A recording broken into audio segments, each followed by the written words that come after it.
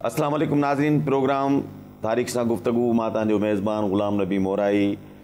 तारीख़ जा मुहक़िक़ ऐं ॼाणू दुनिया जा स्कॉलर्स इन ॻाल्हि ते मुतफ़िक़ आहिनि त तारीख़ जो मुतालियो इंसान खे अकुलमंद बनाए थो ऐं हालतुनि सां मुक़ाबिलो करणु सेखारे थो। हीअ असांजो ॿियो प्रोग्राम आहे। असां मुंहिंजे दौरे खां शुरू कयो आहे, मुस्लिम डायनेस्टी यानी मुस्लिम रूल ताईं आया आहियूं। हाणे अॻिते वधंदासीं ऐं असांजो महिमान साईं मुहिबुल्लाह शाह, जिन सां गुफ़्तगू जो सिलसिलो जारी रहंदो। साईं, हाणे अचूं था 1050 खां 1350 ताईं सूमरा रूल ते या सूमरा डायनेस्टी ते। गुज़िरियल प्रोग्राम में असां मोहम्मद बिन क़ासिम ऐं इस्लामिक जेको मुस्लिम रूल ते ॻाल्हाए चुका आहियूं। हाणे अॻियां वधूं। हाणे उन खे असां ॻाल्हि खे अॻिते वधायूं था त अॻ में त इहो ॾिठोसीं त अरबन जी जेके ख़लीफ़ा गवर्नर मुक़ररु कंदा हुआ सिंध में, उन्हनि 300 साल ताईं हुकूमत कई। पोइ आहिस्ते आहिस्ते उन्हनि जी कंट्रोल जेको हो उहो कमज़ोर थींदो वियो हिते सिंध में। ऐं पोइ जेके लोकल पंहिंजो इन्फ्लुएंशियल माण्हू, असर वारा जेके माण्हू हुआ, उन्हनि पंहिंजी इंडिपेंडेंस ॾेखारी। उन में हिते पोइ वरी सूमरा डायनेस्टी सभ खां ज़्यादा कामयाबु रही ऐं उन्हनि क़रीबन 300 साल सिंध ते हुकुमरानी कई। हाणे सूमरा जो ओरिजिन छा आहे, इन जे मुतलिक़ बि ज़रूरी आहे नाज़रीन खे ॿुधाइण जो। उन जे 2-3 इन ते थियोरीज़ आहिनि ऐं अञा का ॻाल्हि इहा इस्टेब्लिश न आहे थियल। किन जो इहो चवणु आहे मुअर्रिख़नि जो त सूमरा बगदाद जे भरिसां, इराक़ में बगदाद जे भरिसां सूमार शहर आहे या कोई इलाइक़ो आहे। ही असली उन सूमार इलाइक़े मां हेॾे आया, पोइ हिते सेटल थी विया। हिते आया जॾहिं अब्बासी ख़लीफ़नि जो दौरु हो ऐं उन्हनि जी हुकुमरानी, गवर्नर हिते हूंदा हुआ सिंध में, त ही सूमार इलाइक़े मां ही माण्हू जेके हिते आया उहे सूमरा सॼा विया। ऐं पोइ हिते सिंध में उहे आहिस्ते आहिस्ते हुननि पंहिंजो असरु वधायो। ऐं पोइ जीअं कमज़ोर थींदी वई अरबन जी डायरेक्ट हुकुमरानी हिते, त हिते हू हुकुमरान थिया। कंहिंजो चवणु आहे त न, ईअं न आहे, ही हितां जा लोकल राजपूत हुया। उन जे मुतलिक़ बि 2 थियोरीज़ आहिनि। 2 थियोरीज़ इहे आहिनि, के था चवनि त उहे राजपूत लोकल जेके मुसलमान थिया ऐं पोइ उन्हनि हुकुमरानी कई। कंहिंजो इहो चवणु आहे त न, इहे राजपूत नस्ल जा हुआ पर उहे मुस्लमान न थिया, हुआ हितां जा लोकल पर नॉन मुस्लिम राजपूत हुआ। हाणे इहे 3 थियोरीज़ पियूं हलनि थियूं, पर इहो आहे त सिंध में सभ खां ज़्यादा लोकल माण्हुनि जी जिन हुकुमरानी कई उहो सूमरा डायनेस्टी 300 साल हली। हाणे इन 300 साल जे अरसे में जेका 2 ॻाल्हियूं जेके आहिनि तारीख़ तौर ते उहे ॾाढियूं अहम थियूं थियनि, जेको पोइ वरी इनडायरेक्टली सिंध ते ऐं सूमरनि जी हुकुमरानीअ ते बि उनजो असरु थिए थो। उन में जेका अहम ॻाल्हि आहे हिकिड़ी, सा आहे त महमूद ग़ौरी जेको हो उहो अफ़गानिस्तान मां काह करे आयो 1191 में, ऐं हो सिंध मां वियो। बल्कि जेको उच शरीफ़ आहे उहो उन वक़्त में सिंध जो हिसो हो। ऐं 1171 में लड़ाई लॻी, जंहिंमें हिन उच शरीफ़ जेको सिंध खां अलॻि करे ऐं पंहिंजे कंहिं नामीने खे उते रखियो। पोइ वरी हू पंजाब मां अॻिते हलियो वियो दिल्ली में जॾहिं वियो त पोइ उते पानीपत जी लड़ाई लॻी ऐं हिंदू जेको जो राजा हुआ उनखे हिन डिफीट कयो। ऐं पहिरियों दफ़ो मुसलमान हाकिम दिल्लीअ ते हुकुमरान थियो, पहिरियों दफ़ो 1190 जे क़रीब। अलाउद्दीन खिलजी न, सुल्तान कुतुबुद्दीन ऐबक जेको हो उहो अजीब आहे। महमूद गौरीअ खे पंहिंजी का औलाद कोन हुई, त हुन छा कयो त जेके हुन जा मशहूरु क़िस्म जा जर्नैल हुया या जेके उमरा जेके क़ाबिल हुया, उन खे हिन पुट जे तौर ते एडॉप्ट कयो। हाणे उहे जेके हा के तुर्की नस्ल जा हा, के पर्शियन नस्ल जा हा, के सेंट्रल एशियन जे नस्ल जा, अफ्रीका जा न हा, पर इन नस्ल जा, पर उहे हुआ स्लेव्स, छाकाणि उन ज़माने में स्लेवरी हलंदी। त कुतुबुद्दीन ऐबक हुन जो स्लेव हुयो, पहिरियों कंहिं ॿिए जो हो, पोइ उन विकिणियो कंहिं ॿिए खे, पोइ नेठि हिन वटि आयो।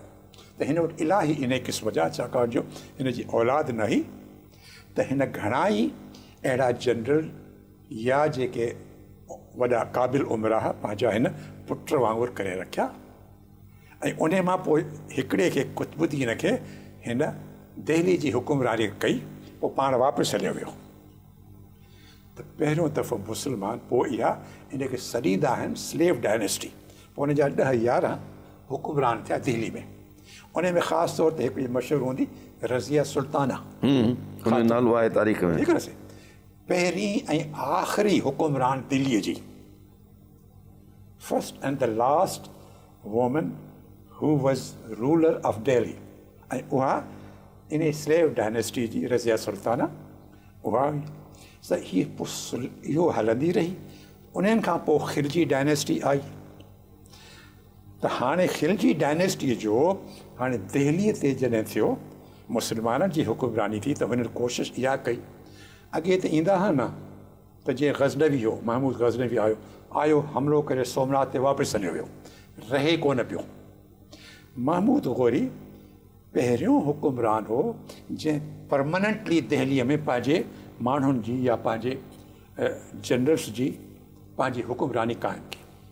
ऐं पोइ उन वक़्त खां वठी 1100 यानी 1200 सदीअ खां वठी 1857 1900 ताईं, यानी 700 सालनि ताईं क़रीबन हमेशह दिल्लीअ ते मुस्लमान हुकुमरान रहिया।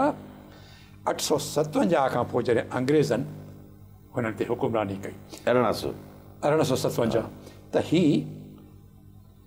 12हीं सदीअ जे विच खां 19वीं सदीअ जे विच ताईं 700 साल दिल्लीअ ते मुस्लमाननि जी हुकुमरानी रही। पहिरियों कुतुबुद्दीन ऐबक, उन जे ख़ानदान जे या डायनेस्टी में आई रज़िया सुल्ताना। उन डायनेस्टी ख़तमु थियण खां पोइ आयो खिलजी डायनेस्टी। उन सिंध जी तारीख़ में पोइ अहम रोल जेको वरी मैंशन थिए थो, उहो अलाउद्दीन खिलजीअ जो अची थो वञे। हाणे वरी असीं पंहिंजो सिंध जेको लिंक था कयूं, त पंहिंजो जेको सुमरा डायनेस्टी हुई, त जॾहिं 1300 विच में हूअं त आराम सां हिकिड़े हकुम खां पोइ ॿिए खे मिले पई, ॿिए खां पोइ उन जी औलाद खे मिले पई, पीसफुल ट्रांसफर पावर जो थींदो रहियो। जॾहिं 1300 जे हिन ॻाल्हि में आहे त ॿिनि भाउरनि जे विच में झगड़ो थी पियो, दोदो ऐं चनेसर, इन जे विच में झगड़ो थी पियो। इन विच में अलाउद्दीन खिलजीअ जूं फ़ौजूं, उहो झगड़ो थियो जे तव्हां एक्सप्लेन कयो, तव्हांखे जो मां एक्सप्लेन कयां त मां कयां झगड़ो छा थियो? तव्हां ॿुधायो। हा, झगड़ो ही थियो जो दोदे ऐं चनेसर जो वालिद साहबु वफ़ात करे वियो।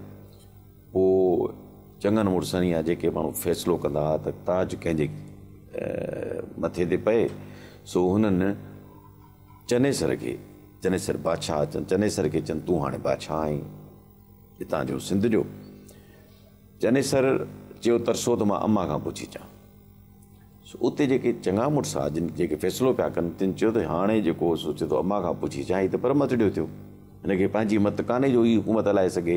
सो हुननि ॾिठो त दोदो बहादुर बि आहे ऐं दोदो अक़लमंद बि आहे, नंढे भाउ खे हुननि हुकूमत ॾेई छॾी। इहा जॾहिं ख़बर पई चनेसर खे, त चनेसर उतां वियो अलाउद्दीन खिलजी ॾे मदद वठणु, त मुंहिंजी मदद कर, मूंसां ॾाढु थियो आहे, जबर थियो आहे, ज़ोर थियो आहे, नाइंसाफ़ी थी आहे। अलाउद्दीन खिलजी चयो, ॿई हथ मखण में, हुन चयो त वाह वाह, हिते ईअं मिली सिंध फतेह कंदासीं असां।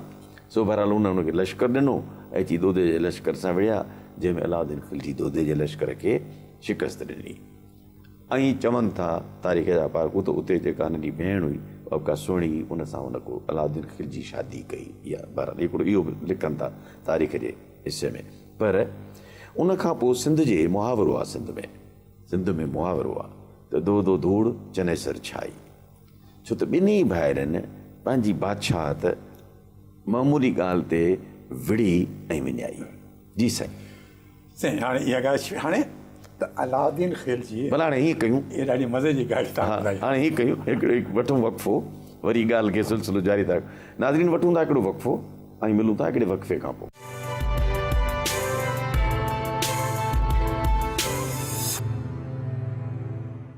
वेलकम बैक नाज़रीन। तारीख़ सां गुफ़्तगू प्रोग्राम में गुफ़्तगू जो सिलसिलो जारी। साईं मुबला शाह सां वरी ॻाल्हि ॿोल कंदासीं। जी साईं, मूं ॻाल्हि ॿुधाई तव्हांखे त दो दो धूड़ चने सर छाई। जी हाणे ॻाल्हि आई त साईं हाणे हिते हिननि जी नाअहली ऐं पाण में इतफ़ाक़ न हुअण जे करे सूमरा डायनेस्टी जी हिते ख़ात्मो थिए थो। हुन पासे ॾोह जी उहा ॻाल्हि कई त अलाउद्दीन खिलजी दहलीअ जो हुकुमरान हो ऐं नेचुरली जेको थिए थो पंहिंजे पावर बेस खे वधाइण जी कोशिशि करे त हू दहलीअ मां जैसलमेर ऐं ही राजपूताना जो जेको इलाइक़ो उन ते अॻे ई हुन जा माण्हू हुन जूं फ़ौजूं उते क़ाबिज़ थी वियूं। हाणे सिंध जेका हुई हुन जे कब्ज़े में अची वई। हिननि खे सूमरा डायनेस्टी हिते हिननि खे डिफीट ॾिनो, सूमरा डायनेस्टी ख़तमु थी वई। त उहो खिलजीअ जे तरफ़ खां जॾहिं हीउ ख़त्मु थियो त कुझु वक़्तु हुन पाण इन खे कंहिंजे नॉमिनी जे थ्रू हलायो, पर पोइ वरी हेठों लोकल्स जेके आहिनि इन्हनि वञी पंहिंजो कंहिं तरीक़े सां उनजी वञी जेको बि चइजे त असां तुंहिंजे ॿार असां आहियूं, त पोइ वरी समा डायनेस्टी शुरू थी थिए।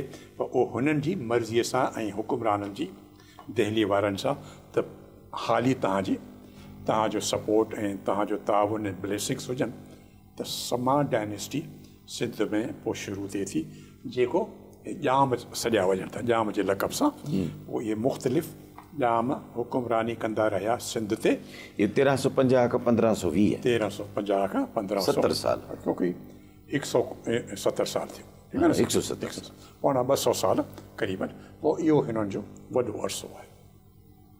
हाणे इन अरसे में ॿियनि सां गॾु हाणे इन में जेकी बि ॼाम आहिनि डायनेस्टी में, जेके बि रूलर थिया, उन में जेको क़ाबिल ज़िक्र हुकुमरान जंहिंजो चइजे त हा जंहिंखे हुकुमरानीअ जो तरीक़ो ऐं अहलियत ऐं क़ाबिलियत हुई, उहो ॼाम नंढो हो। उन पंहिंजी सल्तनत जेका हुई साॻी बरक़रार रखी मुल्तान ताईं सॼी। साईं, भला राजस्थान बि त कंहिं ज़माने में सिंध जो हिसो हो न? कुझु हिसो जेको हुयो हिन पासे जैसलमेर जे पासे ॾे इहो पंहिंजो वधियलु हो। हिननि जी कैपिटल ई ठट्टो। त हिन ॼाम नंढो तमामु हिकिड़ो क़ाबिल माण्हू हुयो ऐं उन इफेक्टिव रूलर हो। त इहो जेको जीअं मोहम्मद बिन कासिम खां जेको सिंध जी जोग्राफी रही, ॼाम नंढो उन साॻी जोग्राफीअ खे बरक़रार रखियो। कराची खां वठी मुल्तान ऐं कराची खां वठी पंहिंजो ॾाढर ऐं सिपी जे ॾाढर सिपी बोलान जे पहाड़नि ताईं जेको मैदानी इलाइक़ो हुयो उहो सॼो हिननि जे हवाले हूंदो हो। उन विच में हाणे ही असीं 1520 1500 इन इलाइक़े में हाणे पहुचूं था जॾहिं ॼाम नंढो हुयो। त पंहिंजो इन विच में हिकिड़ी ॿी पसगिरदाईअ में हिकिड़ो ॿियो हिस्टोरिकल इवेंट थिए थी जेका वरी पोइ सिंध खे अची मुतासिर थी करे। उहो इहो आहे त 1520 जे में मुग़ल जेको हो, मुग़ल सिपाही ज़हीरुद्दीन बाबर जे सरबराहीअ में उज़्बेकिस्तान मां निकिता। उहो हूंदो ख़ासि तौर जी फरखाना वैली आहे, पहिरियों फरखाना वैली में हूंदा हुआ उज़्बेकिस्तान में। पोइ उते ई नंढो पंहिंजो लैंडलॉर्ड या पंहिंजो वारलॉर्ड हूंदो हो, पर उते हुनजो जॾहिं असरु को न हलियो पोइ उतां निकिरी हिन काबुल ते अटैक कयो। काबुल ते इहे अरगून पहिरियों हूंदा हुआ, पोइ इन्हनि खे हिन डिफीट ॾिनी। काबुल ते बाबर जी हुकुमरानी थी। पोइ बाबर छा कयो त बाबर काबुल खां पोइ आयो पंजाब ॾे, माना इहे मुग़ल उज़्बेक आहिनि। उज़्बेकिस्तान बिल्कुलु। फरखाना वैली हिननि जी असली ओरिजिन उतां जी आहे। कंहिं तरीक़े सां तैमूर लिंक सां हिननि जो वास्तो थिए थो वञे। जॾहिं काबुल ते हुकुमरानी कई त पोइ हाणे दिल्लीअ ते अॻे ई मुस्लमान रूलर थी विया। जॾहिं मूं अर्ज़ु कयो न कुतुबुद्दीन ऐबक खां, त इहा टेम्पटेशन हूंदी हुई त हाणे रस्तो खुली वियो दिल्लीअ ताईं। त काबुल खां पोइ ई आयो पंजाब जे थ्रू। पोइ पाणीपत ते लड़ाई लॻी, इब्राहिम लोधी हुजे, पोइ उन खे हाराए दिल्लीअ ते 1526 ते दिल्लीअ जो हुकुमरान थी वियो बाबर, ऐं मुग़ल डायनेस्टी जो हुन बुनियादु विधो। हाणे इहो 1526। उन खां 5-6 साल अॻे काबुल जो हुकुमरान हुयो ऐं उतां अरगूननि खे हुन डिफीट ॾिनी। अरगून उतां भॼी आया कंधार, उन्हनि वरी उते कब्ज़ो कयो कंधार ते। कुझु अरसे खां पोइ जॾहिं बाबर हिते पंहिंजो पाण खे दिल्लीअ में इस्टेब्लिश करे वियो त हुनजो जेको काबुल में जेको नुमाइंदो हुयो उन ॿुधायसि त हीअ जेके असांजा दुश्मन हुआ जिन खे हिते असां डिफीट ॾिनी, उहे अञा कंधार में हुकुमरान आहिनि। त बाबर वरी ॿी फ़ौज मोकिली त उन्हनि वरी कंधार में अरगूननि खे वरी डिफीट ॾिनी। उन्हनि जो हुते डिफीट ॾिनी त पोइ उहे वरी भॻा उतां। हाणे हुननि खे का जॻह कोन हुई। काबुल मां बि निकिता, कंधार मां बि निकिता, त हू हेॾे पोइ कंधार मां पोइ इहो चमन ऐं कोयटा जे ज़रिए बुलान खां पोइ जॾहिं हेठि लथा त हाणे हेठि ॼामनि जी हुकूमत हुई, समन जी, इन खां अॻु में सूमरनि जी हुकूमत हुई, त इहा सिंध हुकूमत हुई। त इते सिबीअ में वरी जाम निंदे जे ज़माने में इते लड़ाई लॻी। त शाह बेग अरगून जेको हुयो, जेको अरगूननि जो हुकुमरान हो, उन खे समन जी फ़ौज उते हुनखे डिफीट ॾिनी। वरी उहो कलाच जे पासे ॾे वरी मथे भॼी वियो। त जॾहिं हुननि खे हिन डिफीट कयो त उन मां के माण्हू जेके अरगून फ़ौज में हुआ उन्हनि वरी पनाह अची वरिती समन वटि, त जेको विक्टर आहे उन जी पनाह में अचूं। हाणे हो त भॼी वियो वापसि कलाच जे कंहिं पासे ॾे। त उन्हनि खे समा जेके हुकुमरान आहे जाम, उन्हनि खे हिते ठटे में हिकिड़ो मुहले जे तौर ते उन्हनि खे उते कयो, बाबा हे तव्हांजो, हे नेबरहुड मुहलो तव्हांजो, हिते तव्हां रहंदो, हाणे तव्हां असांजी हुकुमरानी जे अंदरि आहियो। जाम निंदो जी वफ़ात जॾहिं थी त उनजो पुटु हो जाम फ़िरोज़। जाम फ़िरोज़ नंढी उमिरि जो हो तमामु, जॾहिं संदसि वालिद जो इंतिकाल थी वियो। त हुनजी वालिदा ऐं ॿियो जेको वॾो वज़ीर हो उहे हुनजे पारां हुकुमरानी कंदा रहिया जेसिताईं कुझु वॾो थिए। पर पोइ जेको न अक्सर थींदो आहे ख़ानदान जे विच में झगड़ा, ऐं अॻाड़ो तव्हां ॿुधाई ॻाल्हि अहिड़ा ॿियनि ख़ानदाननि में बि थियनि था पंहिंजो। पोइ हिननि जो पाण में जाम फ़िरोज़ कोशिशि कई त हाणे मां हुकुमरान थियां। पोइ जेकी बि कंडीशन्स वग़ैरह हुयूं त हिन खे उहा ॻाल्हि न वणी त हिन जो जेको वॾो वज़ीर आहे अञा हिन खे एतिरो पावर नथो मिले या छा, त बजाए इन जे पाण में हू ॻाल्हि खे सुलझाइनि, हिन जेका दावत ॾिनी उन शाह बेग अरगून खे जेको हारायो हो, जंहिंखे डिफीट ॾिनो भॼी वियो, हीउ जेको अरगूननि जो मुहलो ठटे में हिननि ठाहियो, इन्हनि जे मार्फत हुनखे चयो बाबा हुनखे अचो त मुंहिंजी मदद अची करे। शाह बेग अरगून खे त छा चवंदा आहिनि, अलाह अहिड़ी दावत ॾियारी हुनखे। हाणे उहो जॾहिं आयो त हुननि समन जो जेको फ़ौज हुई उनखे हुन डिफीट कई। हुनखे डिफीट कई त हिन जाम निंदे खे चयो हाणे सिंध खे छा हो भॻल आहे, हुनखे घर घाट कोन हो न, पहिरियों हितां डिफीट खाई भॼी विया वरी, त हो पाण बि तलाश में आहे त असीं किथे पंहिंजो परमनेंट पोज़ीशन ठाहियूं। त हाणे जॾहिं हिन पाण हुनखे घुरायो ऐं ॼामनि जी फ़ौज खे हिन शिकस्त ॾिनी शाह बेग, त हिनखे ॼाम ते हिन फ़िरोज़ ते ज़ोर रखी त हाणे सिंध खे डिवाइड था कयूं, लोअर सिंध जेका आहे उहा तूं खण ऐं अपर सिंध जेका आहे बखर जंहिंजी कैपिटल था कयूं सखर जे भरिसां रोड़ी जे, बखर जेको आहे उते मां थो हुक्मरानी कयां। ऐं हुननि पाण में जाम पंहिंजी पाण मुसीबत फ़िरोज़ जाम आंदी ऐं हाराए वेठो, घुराए बि पाण, हाराए बि पाण वेठो, त हुन इहे कंडीशन्स हुन ते इम्पोज़ कयूं। पोइ वरी हिननि जो पाण में झगड़ो थियो, शाह बेग अरगुन जो ऐं जाम फ़िरोज़ जो। वरी जो झगड़ो थियो त वरी शाह बेग वरी हमिलो कयो समन जी फ़ौज ते, वरी हिनखे डिफीट मिली, पोइ पाण हितां भॼी वियो जैसलमेर राजपूताना जे तरफ़, ऐं उते बिल्कुलु ई हिकिड़े गुमनामीअ में जाम फ़िरोज़ जो इंतकाल थी वियो ऐं समा डायनेस्टी ख़तमु थी वियो, ख़ात्मो थियो, उहो हुते ख़ात्मो थियो।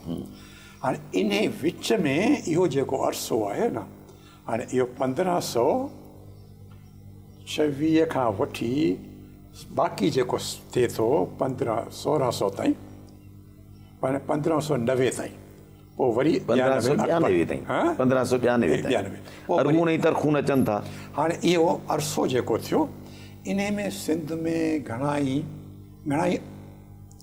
वाक़िया थिया साइमल्टेनियसली। हिकिड़ो त वाक़ियो ज़ाहिर कयोसीं न साईं, जाम फ़िरोज़ पाण पाण ते मुसीबत घुराई ऐं पाण खे डिफीट मिलियसि ऐं पाण हितां भॼी गुमनामीअ में जैसलमेर में उते वञी वफ़ात करे वियो। त अरगुन जेके हा हू मंगोल डायनेस्टी जा हुआ, हलाकू जे डायनेस्टी उन नस्ल मां हा। त जेको हलाकू वञी बगदाद ते तबाही आंदी आहे, बगदाद खे हुन साड़ियो ऐं माण्हुनि खे मारियईं, त अरगुन शाह बेग बि जॾहिं ठटे ते उहा ई ॻाल्हि कई जेका हलाकू ख़ान वञी बगदाद ते कई। ठटे जे सॼे शहर खे हिन ॿारियारी, माण्हुनि जो क़त्ले आम थियो, जेका हुननि वटि दौलत या जेके जवाहर ज़ेवर सोन जेको थियो लुट फुर थी, माण्हू मारिया विया, शहर खे बाहि मिली। उहो ई साॻियो ई जेको मंगोलनि हलाकूअ जे दौरान बगदाद ते कयो, अरगुननि ठटे ते उहा साॻियो ई ज़ुल्म ऐं ज़्यादती वहशत हिकु क़िस्म जी उहा हिननि कई। हाणे इन विच में जॾहिं इहे हले थो पियो क़िसो, त वरी ॿी हिकिड़ी ॻाल्हि साइमल्टेनियसली कंकरेंटली थिए थी, उहो इहा आहे त हाणे बाबर जी वफ़ात थी वई आहे दिल्लीअ में। हाणे हुकुमरान आहे हुमायूं, उहो आहे मुग़लनि जो दिल्लीअ ते हुकुमरान। पर उन वक़्त में शेर शाह सूरी उहो हिकिड़ो जनरल तयारु थो थिए बिहार मां, ऐं उहो पंहिंजी फ़ौज वठी हुमायूं जे लश्कर खे हाराए थो। त हुमायूं दिल्लीअ में भॼे थो, त दिल्लीअ मां हे अचे थो मुल्तान ऐं पोइ अचे थो बखर। हाणे इते हिनखे हाणे अरगुन जेके आहे इहो अजीब रिश्तो, अरगुननि खे मुग़लनि काबुल ऐं कंधार मां भॼायो हो, पर वरी जॾहिं हिते आया त हिननि बाबर जो ऐं हुमायूं जी हुकुमरानी तस्लीम कई, त उन ते हिननि खे इन जे करे मुग़लनि हिननि ते अटैक न कयो। पर जॾहिं हुमायूं कमज़ोर थी वियो ऐं हिते आयो त हिन अरगुननि खां मदद वरिती, कोशिशि कई त असांखे फ़ौज ॾियो त मां शेर शाह सूरज सां वरी मुक़ाबिलो करे हुनखे हारायां, मां दिल्लीअ ते वरी मुंहिंजो तख़्त आहे। अरगोननि हिनखे Support न कई। हिनखे न कई सपोर्ट। त पोइ हुमायूं कुझु वक़्तु हेठि लोअर सिंध में हिते उमरकोट में सही उमरकोट उमरकोट में अॼु बि जाइ आहे उहा जिते अकबर पैदा थियो आहे। साईं हाणे इहो जेको आहे न, हाणे इहो बि थियो अकबर उन खां अॻु में बि ॿिया टे ॿियूं ॻाल्हियूं थियूं। ॿ टे ॻाल्हियूं इहो कयूं थियूं त अकबर जी वालदा जेका आहे हुई हुनजो नालो हो हमीदा बानो। समीदा हमीदा हमीदा बानो। हाणे हमीदा बानो अजब ॻाल्हि आहे, उहा सिंधी ख़ातून हुई। हमीदा ख़ातून जो जनमु थियो पाट जेको दादूअ जो ज़िलो आहे न इलाइक़ो, हा हा पाट पढ़ियल लिखियल माण्हुनि जो शहर आहे। हमीदा बानो पाट जे शहर में पैदा थी, सिंध में पैदा थी, ऐं वरी हुमायूं जॾहिं हिते आयो हुयो, जॾहिं इहो बादशाही छॾे वई ऐं कोशिशि पियो त मां कीअं कयां, त 1540 में हुमायूं जी शादी हमीदा बेगम सां थी इन पाट जे शहर में। इहो बि रिकॉर्ड आहे हिस्ट्री जो। यानी हुमायूं जी ज़ाल हुनजी पहिरीं ॿी ज़ाल हुई, उन मां औलाद न हुअसि, पुटु न हुअसि हुनखे। हमीदा बेगम सां बानो सां शादी थी, पाण बि ही ओरिजिन हिकिड़ो पर्शियन फैमिली हुई, पर पोइ सिंध में सेटल थिया। हुनजी हमीदा बानो जी विलादत बि पाट में थी, शादी बि पाट में थी 1540 में, ऐं पोइ 2 सालनि खां पोइ 1542 में अकबर पैदा थियो, उहो बि सिंध में उमरकोट में जेका ॻाल्हि। त इहो मुग़लनि जो तालुक़ जेको आहे न सिंध सां इलाही रहियो आहे। इन ते पाण ॻाल्हि ॿोल कंदासीं। नाज़रीन वठूं था हिकिड़ो वक़फ़ो ऐं मिलूं था वक़फ़े खां पोइ।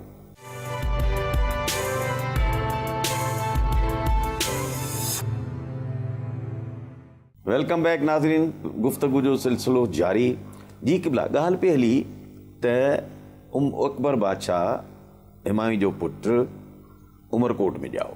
जी त अर्ज़ु करण जो इहो आहे मतिलबु त सिंध सां मुग़लनि जो वॾो हिकिड़ो ज़ाती ऐं ख़ानदानी तालुक़ु रहियो आहे। इहा ॻाल्हि नाज़रीन खे छाकाणि ज़्यादातर असांजा नाज़रीन सिंध वारा हूंदा, असांजो फोकस बि सिंध आहे, सिंध फोकस आहे। त इहो ॿुधाइणु मां ज़रूरी आहे त 3-4 अहिड़ियूं ॻाल्हियूं आहिनि जेके ॿुधाइनि थियूं त मुग़लनि जो ऐं सिंध जो तमामु पाण में गहरो सिर्फ़ु सरकारी ऐं इन लिहाज़ सां न त हिकु एम्पायर ई वॾी उन जो हिसो, पर ज़ाती नोयत जो। हाणे उन जो अॻाड़ो जीअं ॻाल्हि पिया कयूं, थोरो उनखे वरी शुरू था कयूं त हुमायूं जी शादी सिंध में थी, सिंधी ख़ातून ई हमीदा बानो। उन जो जनम बि सिंध में पाट में थियो, ऐं अकबर बादशाह जेको उन जो जनम बि उमरकोट सिंध में थियो। ठीकु आहे साईं। त इहो शाहजहान जो बि हिकिड़ो तालुक़ु आहे। तंहिंखां पोइ वरी अकबर जो पोटो जॾहिं शाहजहान हुकुमरान थो थिए, विच में आड़ियो था, त उन जो इख़्तिलाफ़ थिए थो नूरजहान सां। इहो मज़ेदार, नूरजहान जहांगीर जी ज़ाल हुई ऐं तमामु पावरफुल ख़ातून हुई। हाणे इहो तो ॻाल्हि मुश्किल जेका थी शाहजहान जे लाइ, शाहजहान जहांगीर जी औलाद हुई हिकिड़ी ॿी माउ मां। नूरजहान मां हुनखे हिकिड़ो ॿियो पुटु थियो, ऐं नूरजहान तमामु पावरफुल हुकुमरान ख़ातून हुई। उन जी इहा कोशिशि हुई त पंहिंजे पुट खे जहांगीर खां पोइ उन जो जानशीन पंहिंजे पुट खे कयां।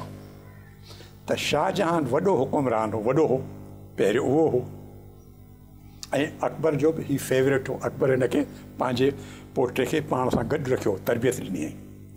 शाहजहान खे भउ थियो त हीअ मूंखे माराईंदी कंहिं न कंहिं तरीक़े सां। पोइ हुते पैलेस इंट्रीग थियनि या कंहिं ॿिए कंहिंसां लड़ाईअ में वेहण में छा, त हिनखे नूरजहान जहांगीर खे चई, हिनखे चयो त तूं फलाणी फ़ौज वठी वञ ऐं हिन इलाइक़े में वञी हे फ़तह कर या उहा लड़ाई कर, हे न वियो।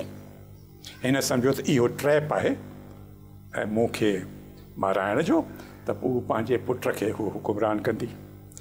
त शाहजहान नाफ़रमानी कई पंहिंजे पीउ जी, भॼी आयो त हुन हिते सिंध में पनाह वरिती, सिंध में ऐं राजपूताना में।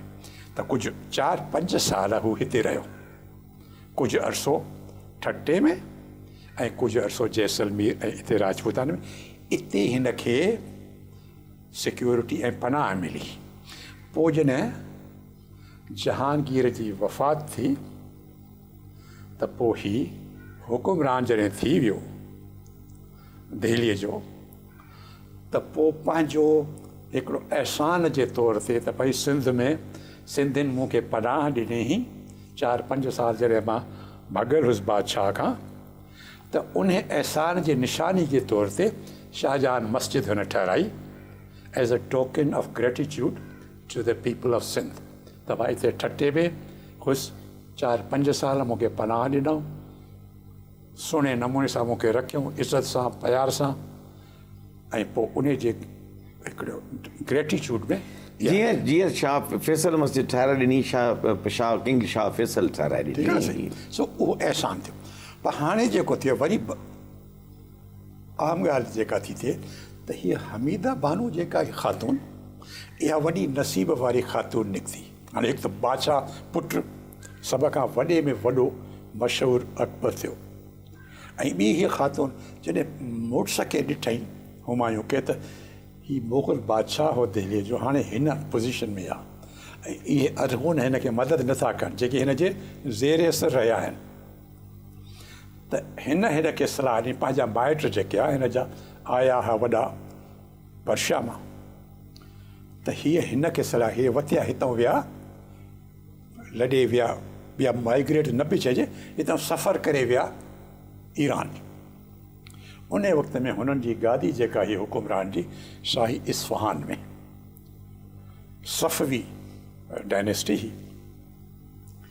त पोइ हिन हमीदा बानो जा जेके रिश्तेदार हुआ उहे उते मज़हबी पोज़ीशन सुहिणी रखंदा हुआ ऐं हुकुमराननि सां हुननि जा सुठा तालुकात हुआ। पोइ नेठि उन्हनि कोशिशि कई हुमायूं खे सफ़वी बादशाह खां मदद ॾियारियऊं, ऐं सफ़वी बादशाह 12,000 फ़ौज पंहिंजी हुमायूं खे ॾिनी हमदर्दीअ में, त इहो तोखे दिल्लीअ में वरी फ़तह करण जे लाइ 12,000 फ़ौज उन जी, ऐं पोइ बाक़ी जेको जीअं वधंदो आयो, पोइ वरी जीअं वापसि आयो इस्फ़हान मां, वरी अफ़गानिस्तान, वरी हितां सिंध, वरी पंजाब, वरी जॾहिं वियो त हिन खे पोइ ॿिया माण्हू बि, ॿिया फ़ौजी बि शामिलु थींदा विया। तेसि ताईं वरी शेरशाह सूरी इंतकाल करे वियो हो, उन जो पुटु हुयो सिकंदर, उहो बादशाह हो, पर उन में उहा अहलियत कोन्हे। हुमायूं खे वॾो हाणे लश्कर बि थी वियो, सफ़वी ख़ानदान जो मिलियो। पोइ हिन ॿियनि बि जॾहिं ॾिठो त हाणे हे ताक़त वारो थियो आहे त हिन सां शामिलु थी विया। पोइ ॾेठि हिन खे सिकंदर जेको शेरशाह सूरी जो पुटु, उन खे शिकस्त ॾिनई, ऐं पोइ वरी बादशाह बणिजी वियो। वरी 20 सालनि जे कोई अरसे खां पोइ वरी हो मुग़ल सल्तनत दहली में क़ाइमु थी। अकबर खे पोइ कुझु सालनि खां पोइ अकबर हिते सिंध ऐं जैसलमेर में रहियो, नंढो, पीउ मां एॾे हलिया विया ईरान, ख़ैर पोइ उते थियो। हाणे ॻाल्हि थी हिते मुग़ल एम्परर, त पोइ वरी अकबर पंहिंजे पीउ जो बदिलो वरितो हिननि खां, अरगुननि खां ऐं तुर्खाननि खां। त 1591-92 में हुन जी फ़ौज आई, इन्हनि तुर्खाननि खे हिते शिकस्त ॾिनई, ऐं पोइ मुग़लनि पंहिंजो हिते गवर्नर करे रखियो। त हीउ अकबर त हिते रही ॼायो जो, त हिन खे इहा बि ख़बर हुई, इहा बि त असांजे पीउ सां, मुंहिंजे पीउ सां हिननि बदगुमानी कई आहे, असांजा रहिया हुआ हेठों, वरी असां सां हीअ हिननि वेदन कई, इज़त न ॾिनो मुंहिंजे पीउ खे, हीअं हलिया। पोइ जॾहिं बादशाह थियो ऐं हुनजी ताक़त मज़बूत थी, इन्हनि खे उन अची डिफीट ॾिनी, तरखाननि बोपो ऐं अहिड़ा उहो ॿ ज़ातियूं इहे बदनाम थियूं अरहून ऐं तरखान यानी हुननि जा जेके हलाकू में जीअं अर्ज़ु कयो न जीअं हुन बगदाद में बाहियूं ॾियारियूं क़त्ल आम कयो लुट फुर कई त अरहूननि ऐं तुरखाननि बि ईअं ई लुट फुर कई बाहियूं ॾिनऊं शहरनि खे माण्हू मारायूं लुट फुर कयूं अॼु बि तव्हां ॾिसंदव त सिंध में ॿियूं सभु ज़ातियूं आहिनि को बि पाण खे अरहून या तरखून नथो सॾाए ठीकु आहे साईं हिते गज़नवी बि आहिनि हिते गौरी बि आहिनि हिते मुग़ल बि आहिनि हिते सूरी बि आहिनि को बि सिंध में अहिड़ो माण्हू कोन्हे जेको पाण खे जो तल्लुक़ अरहूननि सां या तुरखाननि सां सॾाए एतिरे क़दुरु बदनाम थी विया नेठि पोइ छा थियो त पोइ अकबर खां अकबर कलोड़नि खे कंहिं आंदो मुग़लनि आंदोसीं हाणे अकबर जॾहिं थियो त अकबर त वॾो हुकुमरान सभ खां वॾो कामयाबु थियो 1591 हिननि मां जान छॾियईं त पोइ मुग़लनि जो हिते गवर्नर थींदो रहियो अकबर खां पोइ वरी शाहजहान वरी पोइ ॿिया जेके बि ईंदा रहिया हुकुमरान औरंगज़ेब ताईं औरंगज़ेब जॾहिं हुकुमरान थियो 40-50 साल वॾो हुकुमरान रहियो त 1703 में जीअं हिते मुग़ल पंहिंजो गवर्नर मुक़ररु कंदा हुआ न अकबर जे ज़माने खां त शाहजहान बि ईअं कयो त औरंगज़ेब बि ईअं कयो त पोएं ज़माने में 1703 में औरंगज़ेब कलोड़नि खे पंहिंजो हिते गवर्नर या नुमाइंदो करे सिंध जो रखियो त अहिड़ी तरह 1703 में कलोड़नि जी डायनेस्टी हिते शुरू थी हाणे इहो अरसो जेको आहे उहो ईअं आहे त कलोड़नि जी डायनेस्टी जॾहिं हले पई त इन विच 1703 खां 1783 ताईं ठीकु आहे न साईं इहे 80 साल हाणे इन 80 साल में तमामु घणियूं वॾियूं तब्दीलियूं थियूं सिंध में बि घणियूं तब्दीलियूं थियूं जेके अञा ताईं जंहिंजो असरु हले थो ॿी जेका ॻाल्हि थी त उन वक़्त में हिकिड़ी ॿी नई कुवत यूरोप जी अची वई उहा ई ईस्ट इंडिया कंपनी यानी जॾहिं अलेक्जेंडर आयो हो 300 साल ईस्वी खां अॻु में उन खां पोइ यूरोपियन्स हिते हुकुमरान कोई न आयो न कंहिं अची काह कई जेसि ताईं त 18वीं सदीअ में ईस्ट इंडिया कंपनी आई त हाणे अंग्रेज़ 1757 में बैटल ऑफ प्लासी लॻी जिते हुन सिराजुद्दौला जेको बंगाल जो हुकुमरान हो उनखे डिफीट ॾिनी त हाणे असीं अचूं था हिते कलोड़नि जी डायनेस्टी करे पई हुते ईस्ट इंडिया कंपनी अंग्रेज़ हुकुमरान हाणे इहो अॼु कलोड़नि जी डायनेस्टी ते पाण खे वक़्तु खपे हिन में वॾी तब्दीलियूं बि आयूं आहिनि सिंध जे तारीख़ में सिंध जे जाग्राफी में त हिन मुंहिंजे ख़्याल में त इहो वरी असां ईंदड़ प्रोग्राम में बहस कंदासीं नाज़रीन प्रोग्राम तकमील ते पहुतो आख़िरी प्रोग्राम जे आख़िरी हिसे में तव्हां ॿुधो त असां कीअं तारीख़ खणी कलोड़ा डायनेस्टी ताईं पहुता आहियूं ऐं ईंदड़ प्रोग्राम में असां कलोड़नि जे पूरे दौर ते बहस कंदासीं साईं मुबिला शाह साहिब सां असांखे अॼु जो इजाज़त ईंदड़ प्रोग्राम जेको टियों प्रोग्राम हूंदो हिन सिलसिले जो तव्हां वरी ईंदड़ ते ॾिसिजो